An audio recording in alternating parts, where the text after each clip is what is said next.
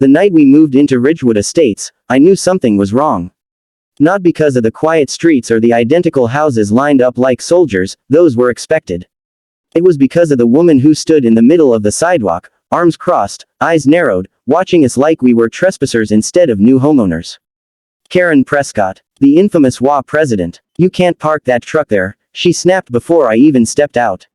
My wife Mia froze beside me, holding a box labeled, "Fragile, baby things." "We're just unloading," I said. "It'll take 10 minutes. Karen's lips curled. "Rules are rules. And in my neighborhood, we follow them." Her neighborhood. That should have been my first warning. But I smiled politely, nodded, and moved the truck. Because Mia was 8 months pregnant and couldn't take stress. Because we wanted peace. Because I assumed people like Karen eventually got bored and backed off. I was wrong. 3 days later, a bright orange violation notice appeared on our door. Grass too long. Our grass was 3 inches high. Every lawn on the block was longer. When I pointed this out to Karen, she shrugged. "Your lawn looks uneven. It affects community charm." Charm. Our lawn looked like a golf course. But arguing with her felt like arguing with a wall, pointless, cold, and exhausting. Then came the noise complaint. Then the unauthorized garden decoration complaint. Then the porch light too bright complaint. Every day, a new notice. Mia cried one night while folding baby clothes. "Did we make a mistake moving here?" She whispered. "She hates us." I pulled her close. "No. She hates control slipping through her fingers. She'll stop." But instead, she escalated.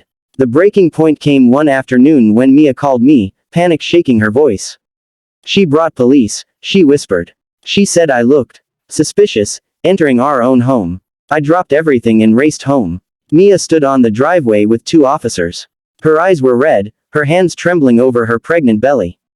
Karen stood proudly on the porch, smirking like she'd achieved something noble. "She didn't look familiar," Karen said. "And she had no HOA-approved parking sticker." I had to protect the neighborhood. "She's my wife," I snapped. "She lives here." One of the officers looked embarrassed. "Sir, we're sorry. Your neighbor made it sound urgent." Karen folded her arms. "Well, maybe if you people followed the rules." "You people," I repeated. She didn't flinch. "New residents often try to change things. But I keep this community in order."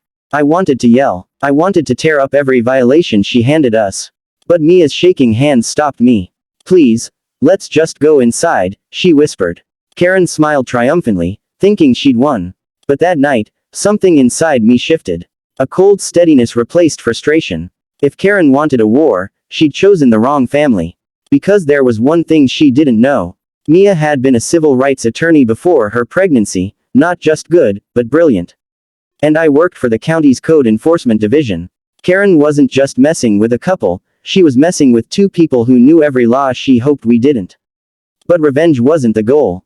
Justice was. We began collecting everything. Every notice. Every message. Every recording from the doorbell camera. Every neighbor's complaint about the HOA's tyranny. And then came the moment that sealed Karen's fate. A neighbor, Mrs. Dalton, knocked quietly one night. "Sweetheart," she whispered to Mia, "you aren't the first," she called the police on. "But no one ever fights back. Maybe you can." Mia's eyes softened. "Would you be willing to give a statement?"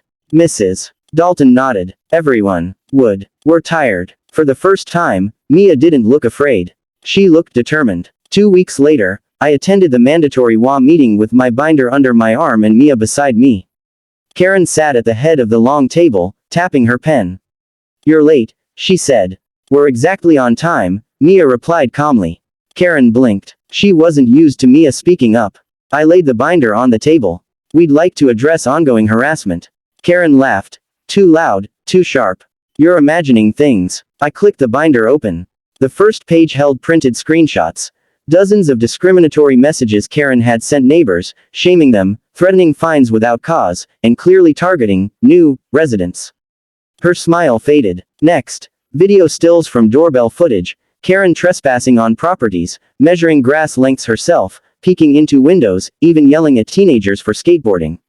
"This is all nonsense," she snapped. "Then perhaps the county attorney's office can decide," Mia said. "And the Housing Discrimination Board.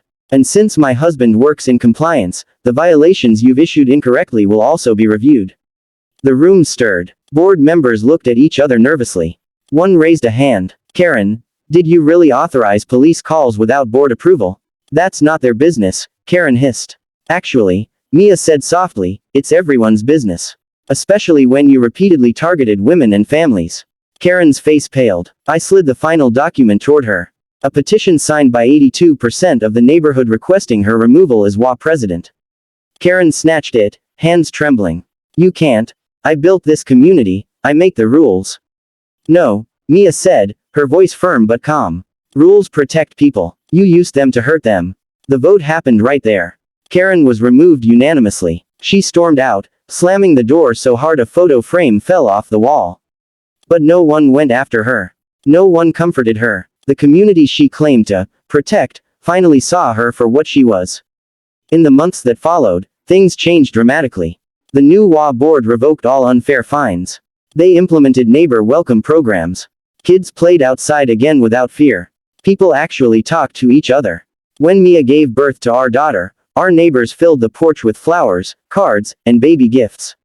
Mrs. Dalton made soup. Teenagers mowed our lawn for free. Someone even put a pink ribbon on our mailbox. The neighborhood felt alive. One summer evening, while rocking our newborn on the porch, Mia looked at me with tired, grateful eyes. Do you think she'll come back? She whispered. Karen, maybe. But she has no power anymore. But the truth was, I had seen Karen one day, quiet, alone, putting a for sale sign on her lawn. No righteous fury. No barking complaints. Just a small, defeated figure walking back into her house. Part of me felt pity. But most of me felt relief. Because peace didn't come from fighting harder. It came from showing a bully the one thing they fear most. A community united against them. And for the first time since we moved in, Ridgewood Estates finally felt like home.